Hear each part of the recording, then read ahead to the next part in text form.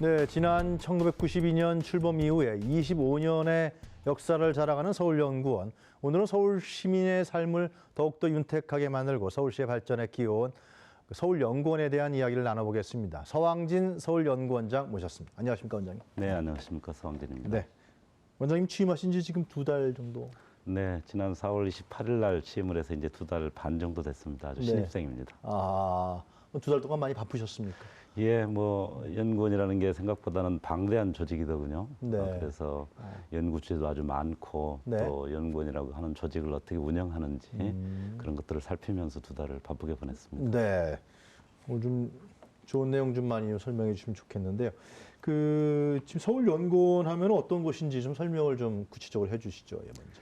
네, 한마디로 말해서 서울연구원은 우리 서울시정을 전체적으로 정책적으로 뒷받침하는 네. 가장 종합적인 싱크탱크다 이렇게 이해하시면 될 것 같습니다. 네. 아시다시피 서울시정이 굉장히 복잡다단하고 다양한 분야로 있지 않습니까? 네. 그런 부분들을 물론 이제 공무원들이 여러 가지 분야들을 알고 행정을 진행하지만 네.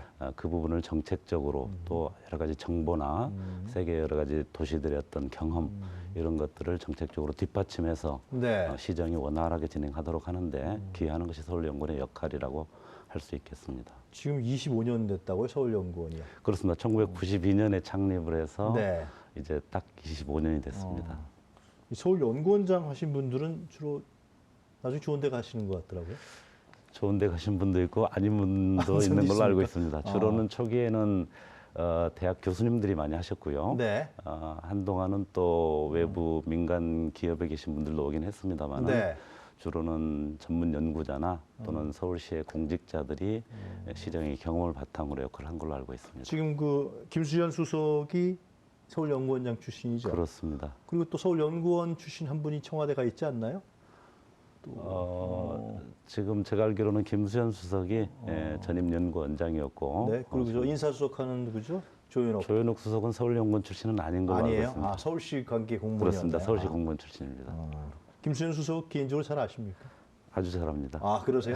그러면 실제로 김수현 수석이 서울연구원장을 하면서 했던 여러 가지의 연구 결과나 내용들 이런 부분들이 지금 중앙정부에 반영되고 있다 이렇게 봐도 되는 건가요? 그렇습니다. 마침 저는 이제 서울연구원에 오기 전에 네. 서울시에서 박원순 시장을 보좌하는 정책특보 역할을 오래 네. 했었습니다. 그래서 네. 시 안에 있는 정책특보하고 서울연구원은 일종의 파트너처럼 이렇게 활동을 해왔기 때문에 서울의 어떤 주요 시정을 박원순 시장을 보좌해서 서울연구원이 어떻게 서포트를 할 것인지 이런 일들을 늘 의논을 해왔는데요. 그중에 저희들이 함께 의논하고 고민했던 주요한 정책들이 지금 중앙정부에서도 잘 활용되고 있다고 볼 수 있습니다. 그래서 제가 그 얘기를 왜 말씀드리냐 하면 결국 지금 이제 문재인 정부에서 관심을 갖고 있는 뭐 도시재생 문제라든가 그렇습니다. 미세먼지 문제라든가 맞습니다. 각종 이런 부분들이 결국 서울시에서 지방정부에서 했던 여러 가지 지금 탈원전 문제도 마찬가지고요. 예. 이런 부분들이 다 연관돼서 중앙정부에서 문재인 정부에서 하려고 하는 것 같아요. 그렇습니다. 실제로 네. 최근에 언론도 많이 보도가 됐습니다만은 아시다시피 지난 한 10년 동안 이제 중앙정부의 어떤 그 활동이나 네. 정책이라는 것이 굉장히 좀 제한적이고 뭐랄까요 좀 편향적이었다고 할 수 있는데 그나마 좀 개혁적이고 네. 좀 새로운 정책들이 실험되고 시도된 게 지난 한 5, 6년 동안 서울시정에서 많이 시도가 됐었죠. 네. 이 부분에 대해서 현재 새 정부를 이끌고 있는 네. 뭐 대통령을 포함한 주요한 인사들이 많은 기대와 그 성과에 대해서 높이 평가를 하고 있고 특히 이제 새 정부 5년 동안 아주 성과적인 어떤 결과를 만들어내기 위해서는 이미 검증된 천만 도시에서 검증된 정책들을 적극적으로 활용하는 것이 훨씬 더 실용적이고 효과적이기 때문에 적극 활용하고 있다고 생각을 하고 있습니다. 서울연구원에서 예를 들면 이제 도시 문제, 서울 문제를 연구하고 그런 데 아니겠습니까? 그렇습니다. 도시 문제를 어떻게 해결할 건가라는 거를 연구하는 그렇습니다. 파트 같은데요. 네. 여러 가지가 있습니다만은 광화문 광장 문제부터 좀 네. 있는데 어떤 식으로 이런 문제를 광화문 광장 개선을 어떤 식으로 문제의식을 가졌었고 어떻게 해결하려고 노력했는지. 네. 사실 광화문 광장은 꽤 오랫동안 논의돼 왔고 또 중앙정부에서도 많이 검토가 되었던 사안입니다. 그렇습니까? 예, 참여정부 시절에 이미 광화문 광장 자체를 역사적인 복원을 충분하게 해내고 네. 또 광장으로서도 잘 이렇게 형성해내는 것을 목표로 했었는데 네. 그 부분을 일부 좀 진행한 게 바로 전임 오세훈 시장 시절에 현재 광화문 광장이 이렇게 만들어진 케이스입니다. 네. 근데 저희들이 평가를 해보건대 일정한 진전이 있었던 것도 사실이지만 네.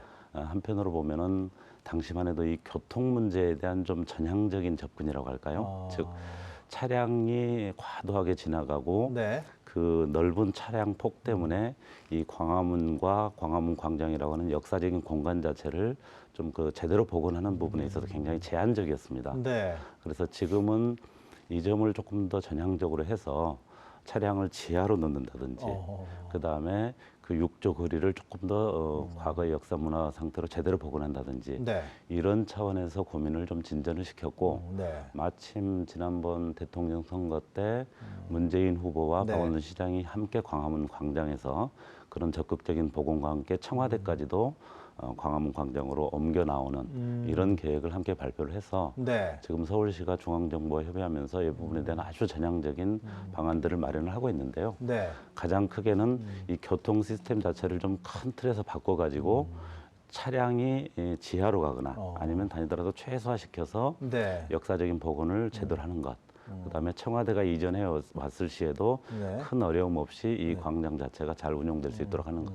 이런 차원에서 준비를 하고 있습니다. 연구원에서 그런 부분들을 오랫동안 준비하고 연구하셨다는 거네요. 결국은요. 네, 그렇습니다. 그렇다 그러면 원장님 보시기에는 그런 프로젝트들이 완성된다 그러면 정말 광화문 광장에 차가 지하로 다니고 역사 복원이 이루어지고 그런다 그러면은 우리 시민들의 삶이라든가 역사적인 어떤 교육이라든가 이런 부분에 어떤 영향을 미칠까요? 그렇습니다. 네. 저희들이 연구원에서 가장 깊이 고민하는 것도 네. 실제 우리 시민들이 이 복원을 통해서 또 광장의 어떤 재조정을 통해서 어떤 효과를 얻을 것인가 이런 네. 점들을 깊이 고민을 하고 있는데요. 점점 세계 도시가 사람들이 차량 중심에서 네. 걷는 사람들, 일반 시민들 중심으로 이렇게 공간 자체를 변화시키고 있습니다. 네. 그리고 시민들이 그에 대한 굉장한 어떤 체감 효과라고 할까요? 여기에 대한 기대가 높아서 만약에 광화문 광장을 그렇게 새롭게 조성을 해놓게 되면은 네.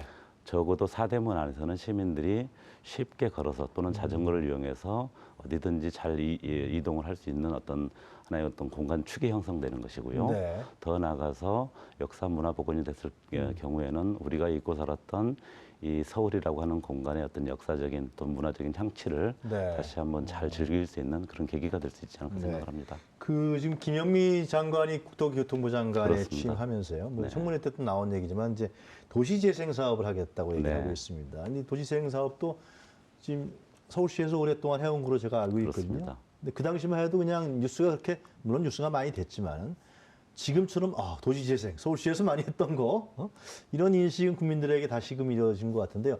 그 서울시에서는 서울연구원에서 도시재생 사업에 대해서 어떠한 의미로서 이제 연구를 하셨고 네. 그 과정과 진행 과정과 결과는 어떻게 나타나는지 좀 설명을 네. 해주시면 좋겠습니다. 아마 도시재생 분야는 저희 서울연구원에서도 가장 주요 분야 중에 하나라고 할 수 있겠습니다. 네. 아까도 말씀드렸듯이 서울시가 굉장히 작은 정부라고 할 정도로 여러 분야들이 다 있는데 네. 서울연구원도 거기에 부응해서 가장 큰 부분이 도시 공간 분야를 연구하는 도시 공간 연구실이 있고요. 네. 그다음에 교통 분야, 환경 안전 분야, 또 경제 분야 이렇게 여러 분야들이 나눠져 있는데요. 네. 그 중에서 도시 공간 분야가 제일 크고요. 이 도시 공간 분야에서 가장 중요하게 지금 다루고 있는 문제가 바로 도시 재생입니다. 네. 그 제가 사실은 박원순 시장이 네. 보궐선거에서 당선된 2011년 네. 10월 네. 27일에 첫 출근하고 네. 그 직후에 저도 이제 정책특보로 함께 네. 활동을 했는데요. 네. 현장을 나갔을 때 가장 심각하게 저희들한테 다가왔던 부분이 바로 뉴타운 문제였습니다. 그때 이명박 정부 때 그렇습니다. 예. 이명박 정부를 거쳐서 오세훈 시장 정부에도 다 해결되지 않은 뉴타운 문제가 가장 심각했었는데 그 문제를 해결하기 위한 방안 중에 핵심적인 정책이 바로 도시 재생입니다. 네. 과거처럼 한꺼번에 다 철거해서 살고 있는 사람들을 다 쫓아내는 방식이 예. 아니라 그 살고 있는 주민들이 중심이 돼서 그 공간을 하나하나씩 바꿔나가는 그 시민들이 주민들이 재정착할 수 있는 그런 네. 방식으로 도시를 바꿔나가는 것이 도시 재생인데요. 사실은 이런 방식으로 하면은 시간도 오래 걸리고 효과가 네. 바로 나타나지는 않습니다. 그렇습니다. 예. 그러다 보니까 서울시가 최근 3, 4년 동안 꾸준히 진행은 해왔습니다만 널리 알려지지 않았는데 이미 중앙정부에서도 이제 우리 도시를 바꿔나가는 것은 과거의 뉴타운 방식으로는 불가능하고 그런 도시재생 방식으로 가는 것이 불가피하다는 것은 중앙정부도 인식을 하게 된 것 네. 같습니다. 그래서 이미 중앙정부가 특별법을 만들었고 네. 서울시가 선도적으로 진행했던 도시재생 사업들을 이제 다시 중앙정부가 그 모델을 가져가서 추진하는 쪽으로 진행이 네. 되고 있습니다. 그렇다면 연구원에서 이런 도시 재생 사업에 대한 어떤 적극성이라든가 어떤 이런 서울이 갖고 있었던 그 개발 위주의 문제를 해결할 수 있다라는 어떤 그런 걸 검증이라든가 뭐 프로젝트 이런 걸 그렇습니다. 했나요? 어떻게 했어요? 지금 연구원에서는 그걸? 맞습니다. 상당히 연구- 궁금해요. 왜냐하면 예. 지금은 많이 안정돼 있지만 그 당시에는 상당히 쉽지 않았던 과제라고 느껴지거든요. 네. 사실은 참 아직도 어려운 주제입니다. 네, 아직도 어려운 주제고 갈 길이 먼데요. 네. 저희 연구원에서 최근에 가장 중요하게 생각하고 있는 것은 옛날처럼 그 한 동네를 다 쓸어내고 네. 그게 아파트를 짓는 것은 사실은 방식으로는 쉽습니다. 그렇죠. 너무나 많은 주민들의 고통을 가져오긴 하지만 네. 방식으로는 쉬운데 기존에 있는 그 도시시가지를 그대로 둔 채로 네. 바꿔나가는 방법은 굉장히 어려운데요. 그러다 보니까 구체적으로 개발 방식 자체를 어떻게 가져갈 거냐. 글쎄 말이에요. 예를 들면은 소규모 한 10개 가구라든지 몇 개 필지라든지 이런 걸 묶어서 그 자체로도 경제성도 나오면서 네. 그 시가지 자체에서 잘 조화롭게 하도록 하는 모델을 어떻게 만들어낼 거냐 하는 그런 개발 작업들을 저희 연구원이 주요하게 하고 있고요. 네. 또 한편으로는 조금 더 큰 규모의 어떤 재생 사업을 진행할 때 그 안에는 사유지도 있고 시유지도 있고 또 국유지도 있습니다. 그럴 때 국유지도 정부 부처에 따라서 무슨 행자부 소유 그 토지도 있고 또 기재부 토지도 있는데 네. 저희가 실제로 사업을 해보면은 정부 부처도 다 저마다 자기 이해관계가 있다 보니까 협력이 잘 안 됩니다. 네. 그래서 이런 것들을 원활하게 진행하기 위해서 제도적으로 재생구역 안에 있는 국유지를 좀 더 효과적으로 잘 활용할 수 있는 어떤 제도적인 개선 방안이라든지 이런 것들을 저희 연구원이 연구를 진행하고 있습니다. 지금 서울로 7017 쪽에 있는 풍림동 그쪽 도시재생으로 돼 있지 않나요? 회원동도 그죠? 예예. 어. 예, 그 서부역 네, 이쪽에 네, 있는 네, 네, 네. 이 지역도 재생구역으로 저희들이 대상으로 삼아서 지금 네. 설계 중에 있습니다. 그 도시재생 사업 저도 얘기를 들어보니까 이제 이 행정 쪽에서 하는 것도 중요하지만 지역 주민들이 어떻게 참여하게 만들면서 같이 그렇습니다. 이거 끌어내는 게 되게 어렵다 그러더라고요. 너무너무 어렵습니다. 연구원에서 그 부분에 대한 거는 어떻게 고민하셨습니까? 이제 저희들이 그 가장 중요한 수단으로서 네. 어떤 걸 고려하고 있는가 하면은 도시재생 지원센터라는 것을 두고 있습니다. 네. 그 지원센터라고 하는 건 뭐냐면은 옛날에는 그 주거지 개발 사업이라는 네. 것이 행정이 있었고 네. 민간 개발업자가 있었고 주택조합이 있습니다. 네, 네. 근데 주요하게는 이 개발업자와 주택조합 간에 경제적인 이해관계를 일방적으로 이렇게 밀고 가는 형식이 많았는데 네. 이제는 모든 주민들이 다 주체로 참여할 수 있도록 해야 되지 않습니까? 근데 행정 공무원들은 사실은 주민들하고 제대로 된 소통을 하는 데는 한계가 있습니다. 그렇겠죠. 그래서 예. 그 중간에 네. 도시재생지원센터라는 것을 만들어서 아예 이 현장에 들어가서 주민들의 의견을 수렴하고 네. 또 주민들이 사실은 이해관계는 있지만 충분하게 이 제도라든지 어떻게 가는 것이 좋을지 잘 모르지 않습니까? 그래서 기본 교육과 정보를 제공해 주는 거 이런 예. 것들을 하는데 네. 저희 서울연구원은 이 도시재생지원센터가 그런 활동을 하는 데 있어서 필요한 여러 가지 제도적인 방침이라든지 또 이런 어떤 틀을 만드는 거라든지 이런 데 있어서 초기 연구에 많이 관여를 했었습니다. 그 미세먼지 좀 원장님 해주세요. 네. 미세먼지 뭐 지금 이제 새 정부에서도 굉장히 많이 관심 갖고요. 맞습니다. 지금 뭐 석탄 화력 발전소를 10기를 뭐 네. 폐기하겠다, 임시 중단시켰다, 이런 셧아웃 시켰다는 얘기도 있는데 네. 그 서울시에서 이 문제에 대해서 상당히 관심을 갖고 일찍부터 시작하지 않았습니까? 미세먼지에. 그렇습니다. 미세먼지는 사실은 지금은 조금 상황이 그래도 나아지긴 했습니다만은 작년 겨울과 네. 올 봄에 가장 심각한 문제였고 네. 실제로 서울시도 그렇고 저희 연구원도 그렇고 네. 어떤 문제보다도 더 시급하고 위기적인 상황이다 이런 인식을 가지고 있었습니다.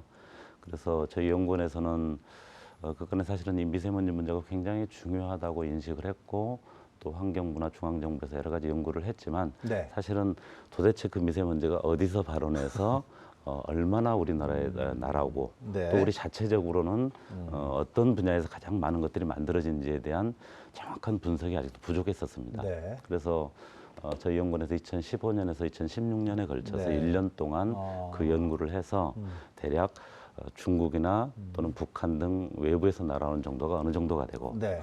또 서울시 자체에서 발생하는 게 어느 정도 되고 주변 수도권이나 충청도에서 오는 게 어느 정도가 되는지를 객관적으로 분석을 했고요. 네. 또 특히 서울시 안에서 발생하는 것은 각각 자동차라든지 또는 보일러나 어느 분야에서 나오는지를 분석을 해서 네. 그 결과를 바탕으로 대책들을 만들었고요. 네. 이에 근거해서 서울시도 중앙 정부보다 훨씬 더 강력한 예를 들면은 아주 미세문제가 심각할 때는 이부제를 시행한다든지 또는 뭐 노후 경유차는 아예 진입을 금지시킨다든지 이런 굉장히 적극적인 정책을 만들어서 지난번에 그 광화문에서 3천 명, 광장에서 네, 저 기억납니다. 3천 명이 참여하는 예, 시민 예. 대토론을 통해서 네. 왜 그런 토론을 했는가 하면 사실은 이부제나 뭐 차량 제한은 굉장히 강력한 정책이어서 네. 사실은 차량을 이용하는 시민들의 굉장한 또 불만이 나올 수도 있거든요. 그런 차원에서 시민들이 정말 그 문제에 대해서 동의하고 적극적으로 받아들일 의사가 있는지를 확인해서 네. 그런 정책들을 10대 정책으로 발표한 바가 있습니다. 그때 제 기억으로는 미세먼지가 어느 정도 농도가 높았을 때는 서울시는 대중교통의 그 요금을 안 받겠다. 그렇습니다. 네. 이거 박 시장께서 그걸 제안했던 것 같은데. 예, 그 제안을 했는데 이제 그런 게 어떻게 보면은 만약에 중앙정부의 어떤 제도 자체가 미세먼지가 너무 심각할 경우에 이부제를 우리가 강제할 수 있다. 그러면 사실은 그 자체로도 할 수가 있는 건데 현재 중앙정부에 그런 어떤 규정이 없습니다. 그래서 어떻게 보면 자발적 참여를 요청드려야 되는데 그 자발적 참여를 하기 위해서는 출퇴근 시간대 대중교통을 무료로 하는 이런 종의 인센티브를 저희들이 제안한 원장님 거죠. 보시기는 어때요? 서울연구원에서 그동안에 서울시의 미세문제에 대해서 많은 연구를 했고 실제로 미세먼지가 어디서 나오는지 이런 부분도 사실 몰랐었거든요. 아마 서울시 연구 성과에서 나타나는 것 같은데요. 그것이 근데 서울시란 지방정부 혼자서 해결하기 좀 어려운 거 아닙니까? 그렇습니다. 네, 중앙정부하고 협력이라든가 중앙정부의 대대적인 정책 전환이 있기 전에는 해결하기 어려울 그렇습니다. 것 같다는 생각이 드는데 어떻게 보십니까? 아주 정확하게 말씀해 주셨는데요. 네.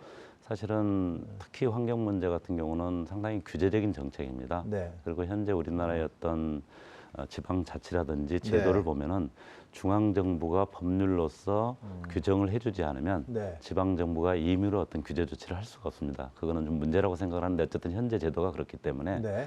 환경부가 상당히 적극적인 규제 조치를 먼저 만들어줘야 되고요. 만약에 환경부가 그렇게까지 하기 힘들다고 한다면은 지방정부가 필요한 경우에 자율적으로 할 수 있도록이라도 그런 장치를 만들어줘야 됩니다.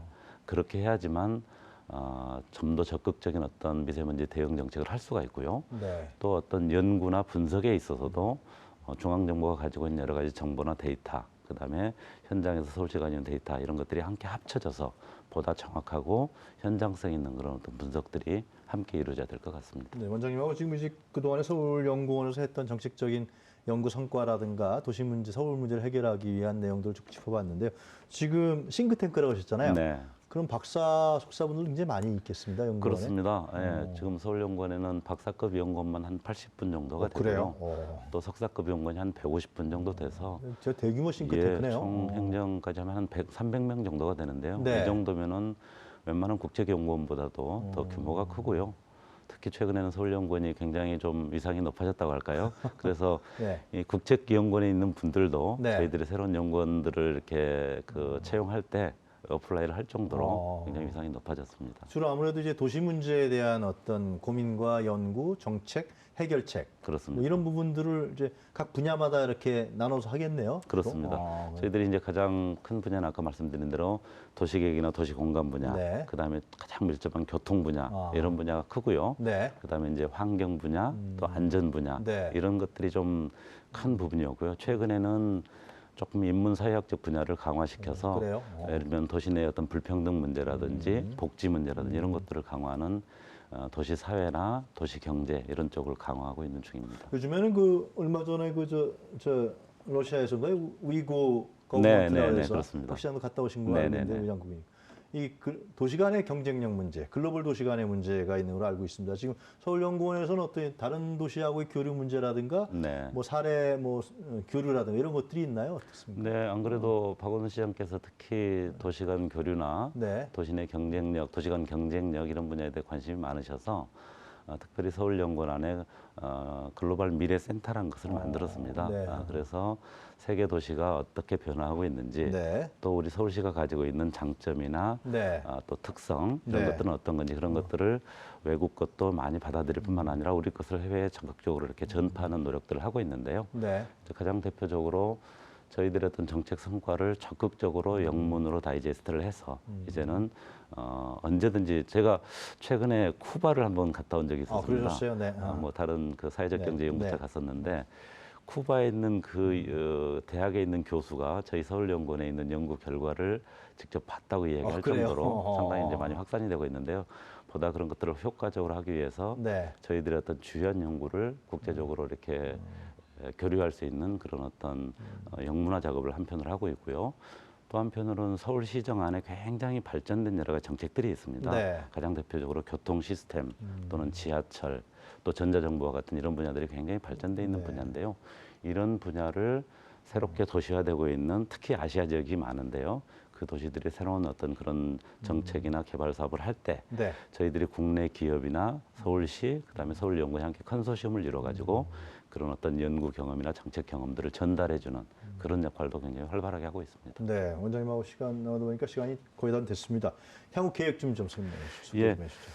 우선 제가 이제 취임한 지 얼마 되지 않아서 네. 연구를 살펴보고 있는데요. 얼마 안 되셔도 뭐 업무를 다 파악하신 예. 것 같습니다. 보니까 제일 좀 중요한 부분이 네. 역시 서울연구원은 서울시가 앞으로 나가야 될 장기 비전 이런 것들을 잘 준비하는 게 중요한 것 같습니다. 특히 세계적으로도 그렇고 도시도 그런데 이제는 저성장이 아주 일반화된 이런 현상으로 와 있고요. 또 고령화, 저출산 이런 문제들이 굉장히 큰데 국가적으로도 또 도시에도 큰 문제인데요. 네. 이런 부분들을 앞으로 우리가 어떻게 대비하고 도시 정책에서 잘 준비해 나갈지 이런 미래 비전을 준비하는 것이 가장 중요하다고 생각을 하고 있고요. 네. 이를 위해서 미래 기획 이런 것들을 저희들이 준비해서 한편으로 대응을 해 나가고 있고요.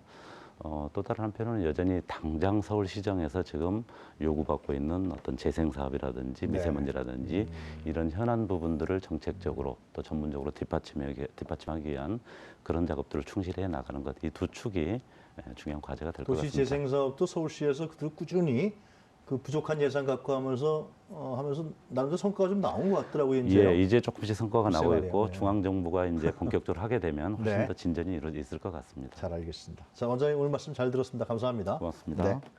네, 지금까지 서왕진 서울연구원장 모시고 말씀 들어봤습니다.